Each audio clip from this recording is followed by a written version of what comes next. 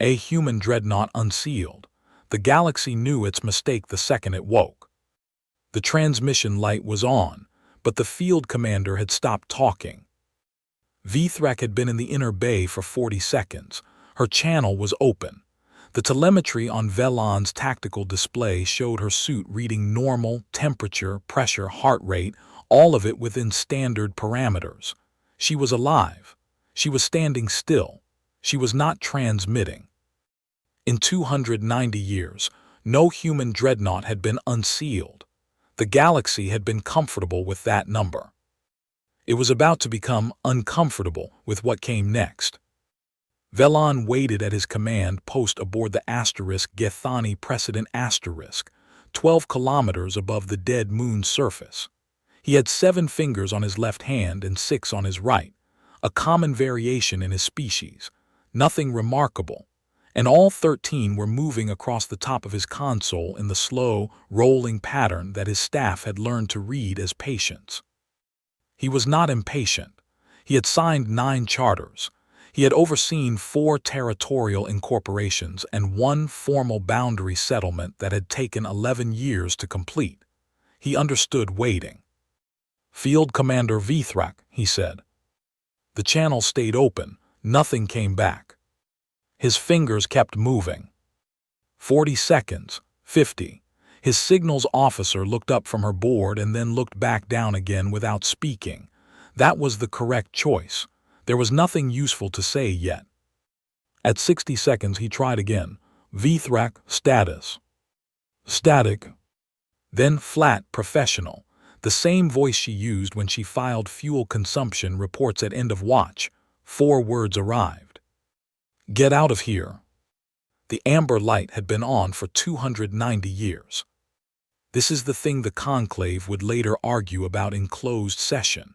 Not the engagement itself, not the charter question, not even the 4-sentence report that Velan would eventually transmit to the council. They would argue about the amber light, about who had seen it and when, about whether it constituted a warning under Article 9 of the Pale Margin Survey Protocols, and whether Article 9 had ever been intended to apply to something like this. The answer, as Sarathnil would note in his observer's record, was yes. Obviously yes. That was what the light was for. That was what it had always been for. But that answer came later. 6 days before Vithrak stopped transmitting, the Vareth Conclave Hall was full.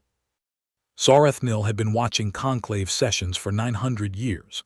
He had a seat in the upper gallery, 3rd from the left, which gave him a clear line of sight to the floor platform and to the exits, a habit from an earlier century that he had never bothered to break.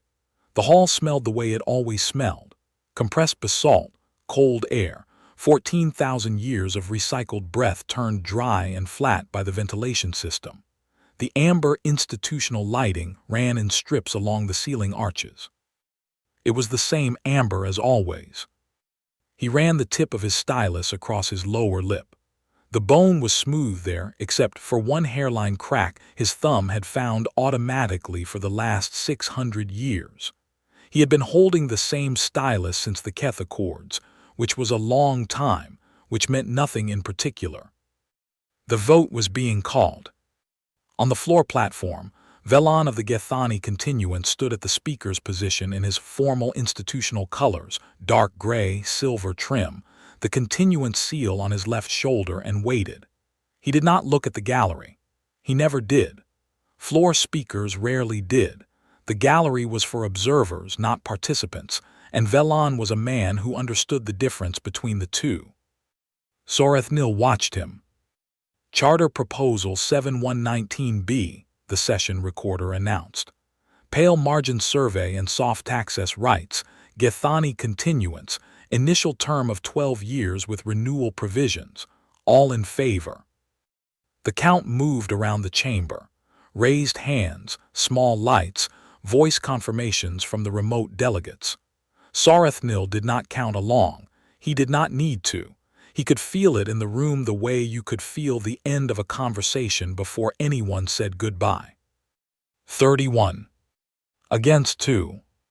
One was the Vethani delegate, Orasem, who had raised her objection during the preliminary session and been heard and noted and not addressed in any way that mattered. Her chair scraped against the stone floor when she stood to vote no. It was a small sound. Nobody looked at her.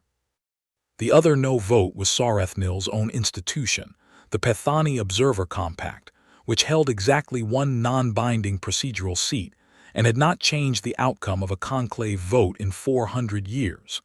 This was by design. The compact was not there to change outcomes.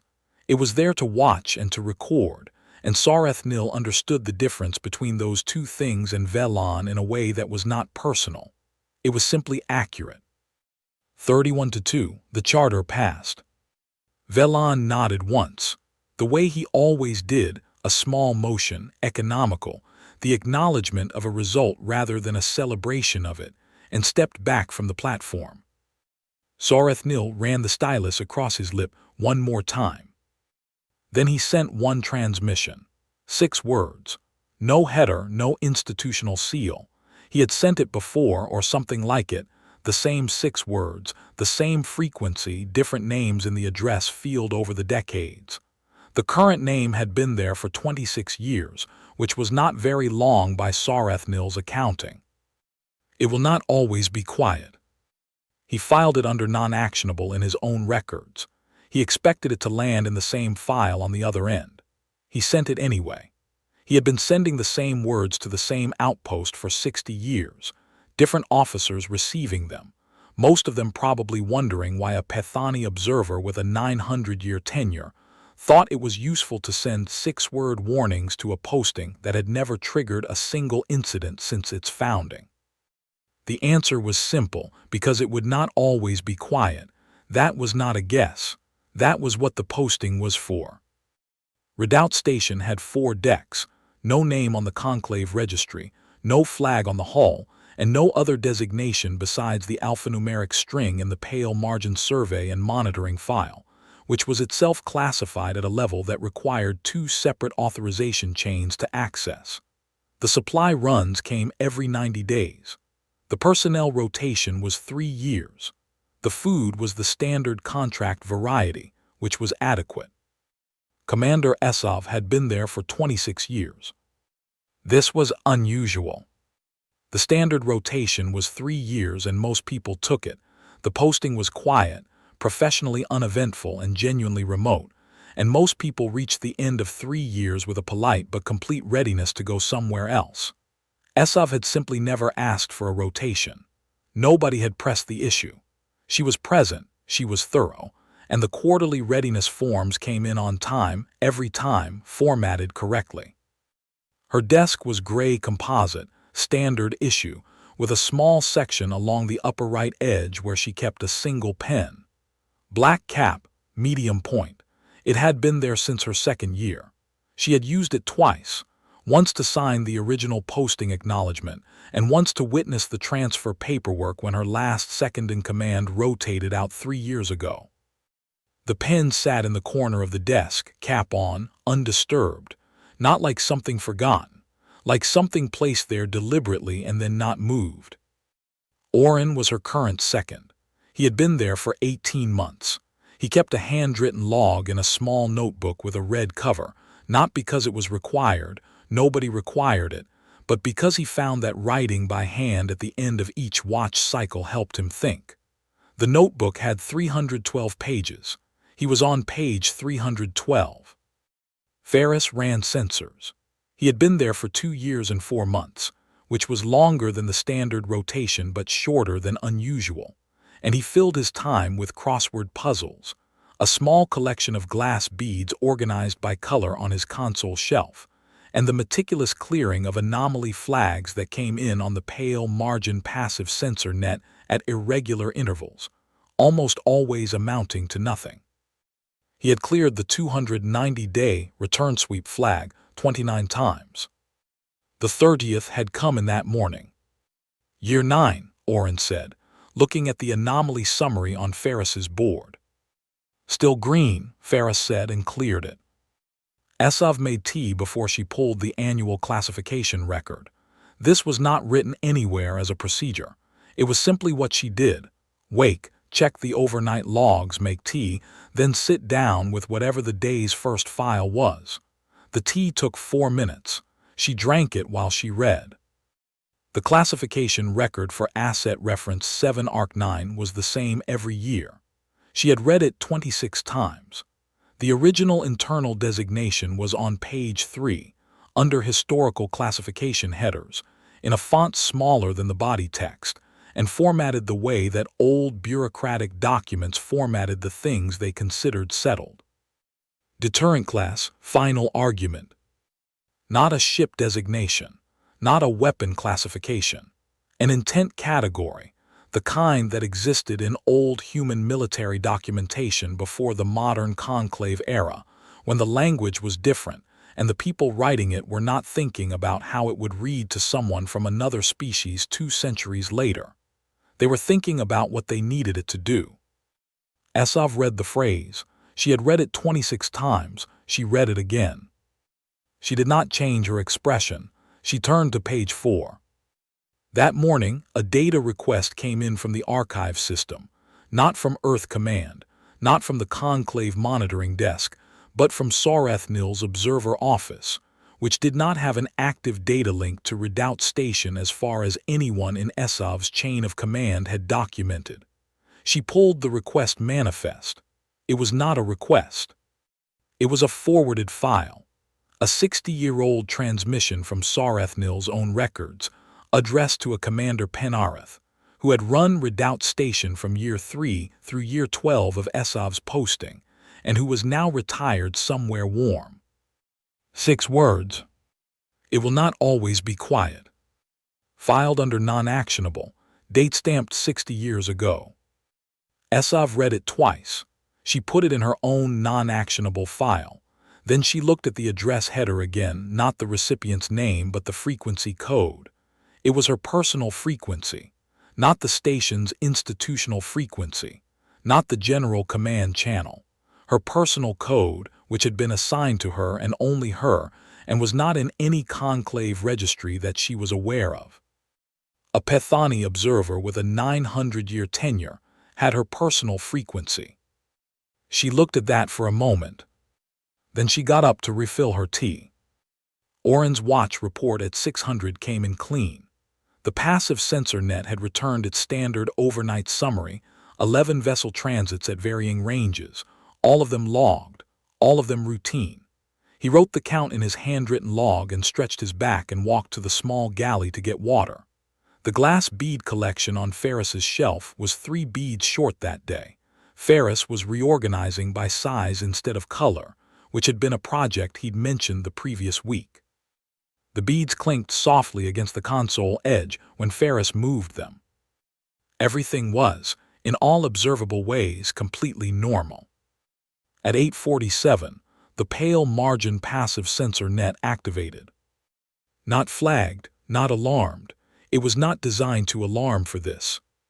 It was designed for this, for exactly this, and the response it made was not an alert but an acknowledgement. Every passive sensor in the pale margin array logging simultaneously, for the first time since the net had been active. Ferris stared at his board.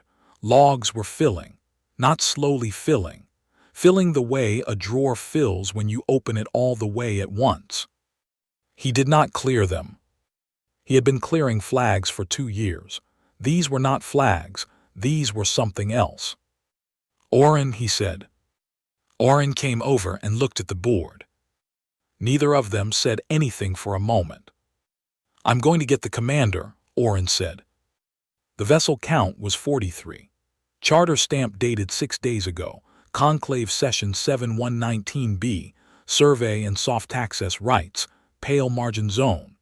Esav opened the classified briefing folder, the one that had been in the bottom right drawer of her desk since her first day, sealed, with a laminated instruction card on the outside that said open on first confirmed approach, and read the single paragraph inside. She had known the paragraph was there. She had not read it before. She read it now. The paragraph had been written before she was born. The language was plain, short, and specific, the way that old human military documents were, when the people writing them had stopped trying to sound official and started trying to be clear. It told her what the asset was.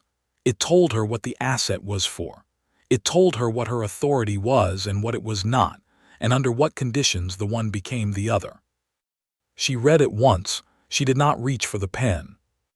Not yet. Vithrak's first field survey report described the facility as dormant. This was accurate in the same way that describing a coastline as quiet during low tide was accurate, true in the moment, incomplete in its framing, missing the part about what tides do. She noted the amber indicator light in her anomaly log, upper array, steady, not blinking. She classified it as a maintenance default, the kind of thing that happened to old, unmaintained systems, a circuit that had never been told to turn off and so hadn't. She did not flag it to Velon. It did not seem worth flagging. The survey team moved through the outer corridors on day 2. 3 kilometers of amber maintenance strip lighting running along the ceiling of passages that were wide enough for vehicles, sealed at intervals by bulkheads rated to 40,000 psi. The bulkheads were not locked. They were simply closed. The team noted this. They noted everything. They were professional and thorough. Velon reviewed the survey summaries aboard the *Gethani precedent with the same settled patience he brought to all preliminary assessments. His 7 fingers moved across the edge of his console. He had overseen 4 territorial incorporations. He understood that old facilities looked impressive and turned out to be empty. He had a charter. He had 31 votes and a 12-year term with renewal provisions. He was not worried. He had not yet seen the logs. Ferris pulled the amber array logs on day 3. He pulled them because he was thorough, and because the sensor net activation the previous day had opened a folder of active system data that he had not known existed, and because one of the active files was labeled pale margin array, passive log, continuous record, and the date range in the header went back 290 years. He opened it. The file contained 6,847 entries. Every vessel that had come within 4 light hours of the pale margin zone since the day the facility was sealed. Each entry had a timestamp, a vessel signature, a classification tag, and a column Ferris had never seen in a standard sensor log labeled *threat assessment, passive. He scrolled to the most recent entries. The Gethani fleet appeared at entry 6,839, 9 days ago, before the charter vote, before the conclave session, 9 days before Velon stood at the speaker's platform and 31 hands went up. The passive log had already catalogued 43 vessels, filed their armament classifications, and assigned each one a threat assessment score. The amber light was not a maintenance default. The amber light was not a malfunction. The amber light was on because something was watching. Ferris held his glass bead. He had been holding it since he'd opened the log file, and he realized he had not moved from his chair. "Commander," he said. Esav was already in the doorway. She had heard the silence in his voice even before he spoke, the particular quality of silence that meant a person had found something they had not been looking for and were now recalculating everything around it. She came to his board. She read the log header. She scrolled to entry 6,839 without being told. She read the threat assessment column. Then she scrolled to the entry tagged 6,847 at the top of the active log, timestamped 8:47 that morning, which was when the passive sensor net had activated and the logs had started filling. The entry read, confirmed approach, charter classification, territorial acquisition, threat assessment, active. She straightened up. "Oren," she said. He was already behind her. He had heard the same silence. "Activation prep," she said. He was quiet for a second. "Authorization." She walked back to her desk. She picked up the pen. It was the 3rd time she had used it. Oren watched her uncap it. He opened his handwritten log to a blank page, the first blank page left in the notebook, and wrote the time at the top. Ferris did not let go of his glass bead. The pen moved across the authorization form. Her handwriting was clean and even and did not rush. She signed it, she capped the pen, she put it back in the corner of the desk. Then she went to the small gray panel on the underside of the removable desktop section, the section she had never removed before today. She pressed her palm to the biometric reader. The edges of the panel were slightly worn, not from use but from 26 years of her resting her hand near it while she worked, an unconscious proximity. The panel unlocked. She spoke the command sequence in a flat voice. 7 phrases, each one a line from the original asset brief, authenticated through voice pattern and biometrics simultaneously, routed through a relay that connected to something 12 kilometers below the dead moon's surface. On the pale margin array, the amber light went dark. For 3 seconds, nothing happened. Then every light in the facility came on at once. She had 6 seconds inside the inner bay before the lights came on. She never filed her report. What she saw, that comes next. Vithrak was a professional. This is the thing that made the silence worse. She had 14 years of field command. She had filed reports from hull breaches, from reactor failures, from the inside of a forward position that had been taking fire for 6 hours while the relief team was still 4 hours out. She knew how to talk under pressure. She knew how to keep her voice flat and her language clean, and her observations useful even when the situation was not. She was standing inside the inner bay of a 4.7-kilometer warship that had been sealed for 290 years, and she had stopped transmitting because there were no words that fit inside a standard field report for what she was looking at. The lights had come on all at once, not like lights warming up, like something deciding to be visible. She was still standing there. Her channel was still open. She had not said a word. On the asterisk Githani precedent asterisk, 40 seconds passed. Velan's fingers kept moving. He had a protocol for communication delays. He had a protocol for everything.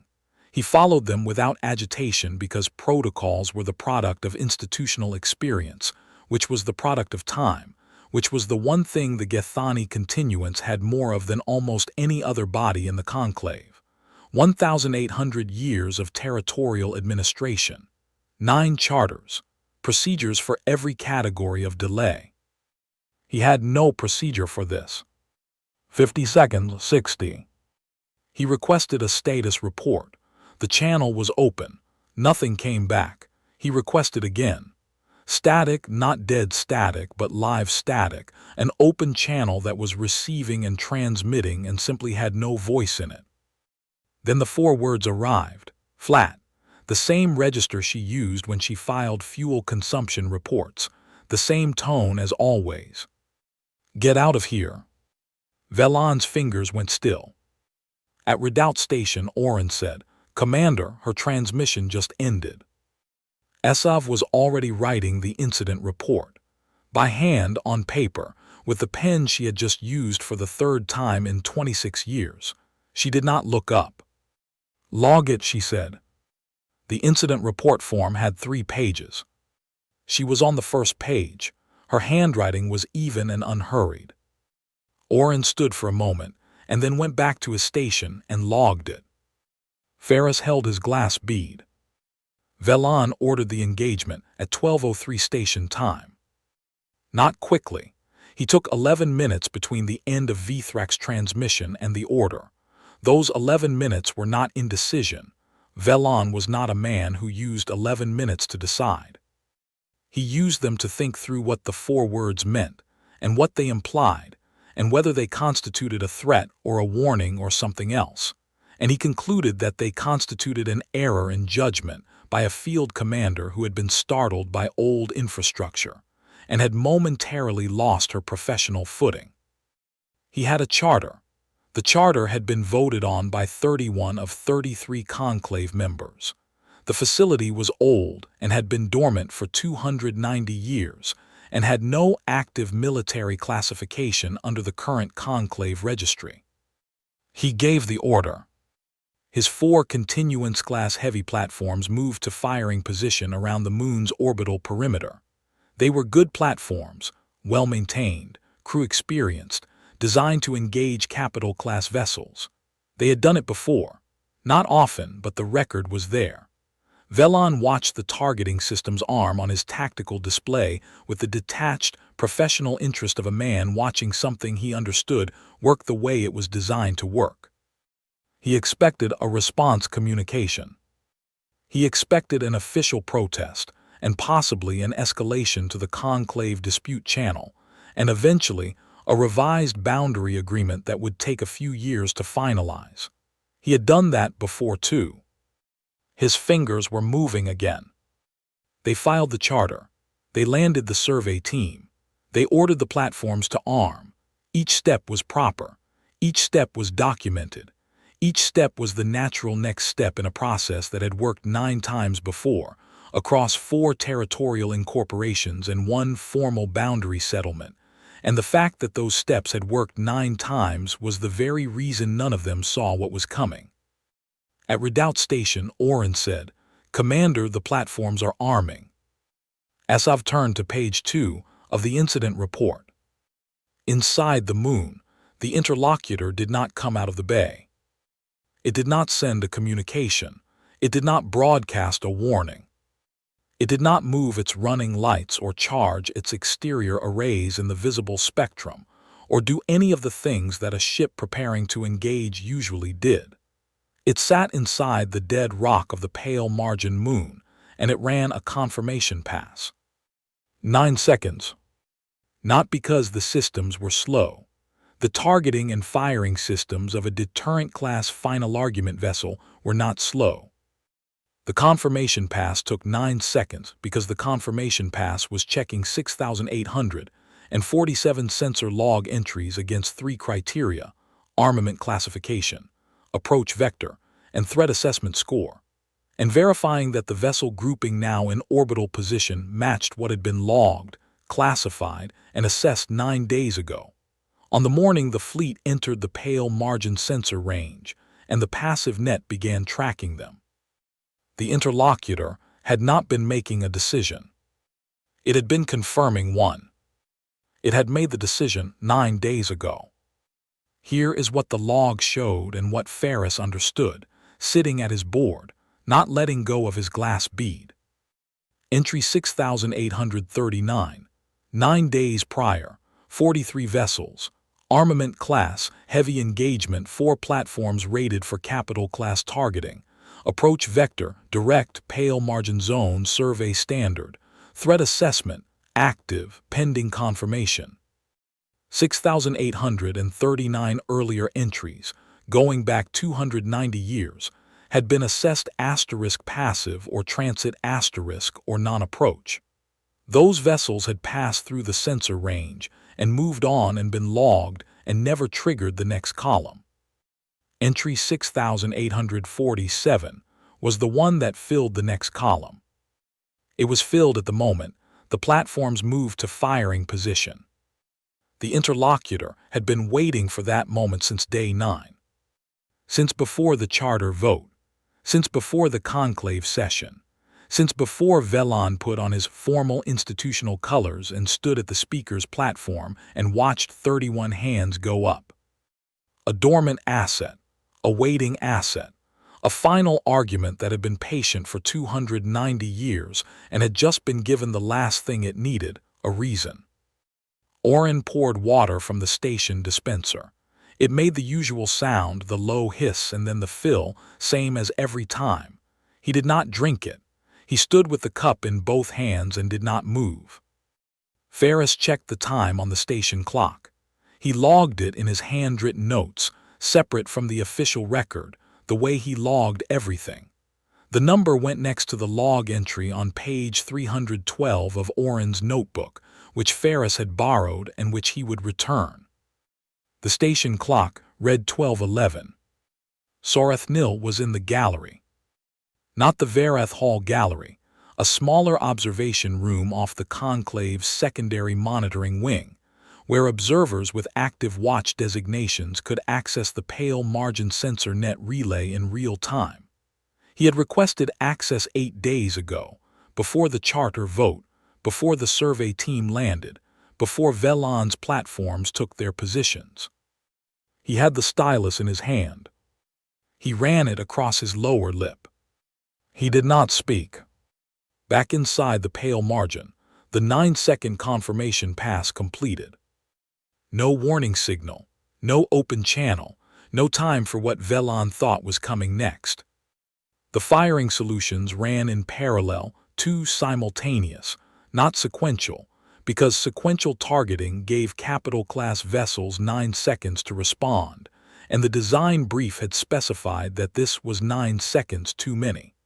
The 4 heavy platforms were not given time to recalibrate. They were not given time to do anything at all. The engagement was over before the targeting crews understood it had started. On the *Gethani precedent *, Velan's tactical display went from 4 active platforms to 0 in a span of time that his systems logged as 2.4 seconds. He looked at the display. He looked at it for a long time. His fingers had stopped moving. He had never seen a weapon fire. He had signed charters. He had administered borders. He had handled the conclave procedures the way they were meant to be handled. He had 31 votes and a 12-year term, and the correct paperwork in the correct format filed with the correct registrar. He watched the display read 0 and did not say anything. His signals officer did not look up from her board. Nobody spoke. 36 seconds later, every remaining vessel in the Gethani fleet received an automated exit vector package. The *Gethani precedent received 1-2, a clean, specific routing file, calculated for the *precedent's individual engine class and current orbital position. It appeared in the navigation system the way a file transfer appears, quietly, all at once, already complete. 6 minutes to the boundary. 32 vessels moved within 4 minutes.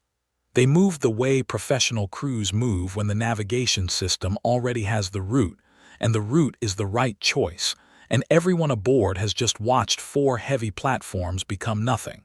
Without discussion, without waiting for the order, without looking back. 4 more moved in 6.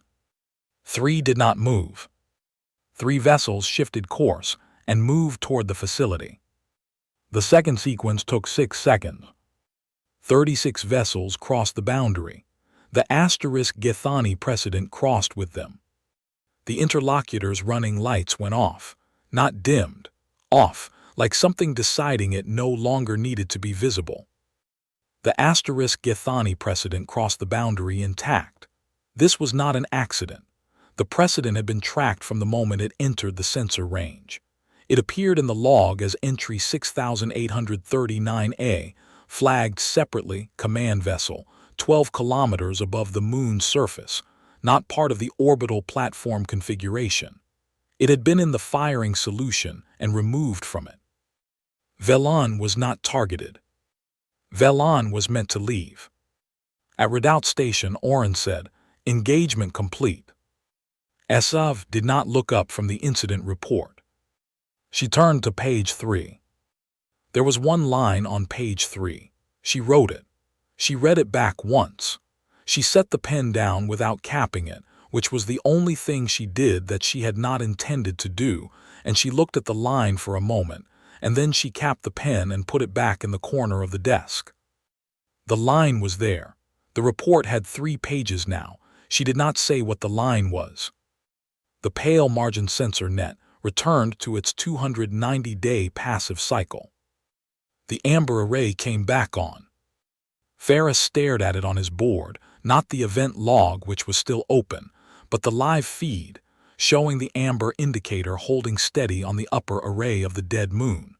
Steady, same as before, same as it had been for 290 years before today and would be for however long came after. He let go of the glass bead. He set it on the shelf. He sat for a while with both hands flat on the console and did not read anything. In the secondary monitoring room, Sarathnil opened the Conclave archive from his observer terminal. He knew what he was looking for. He had been looking for it for 60 years. Or rather, he had known it was there for 60 years and had been waiting for the day when it became relevant to find it. The 290-year-old annotation was filed under Charter Advisory Records, Pale Margin Zone, Sealed Asset Designation, dated to the same year the facility had been closed and the amber light had first come on.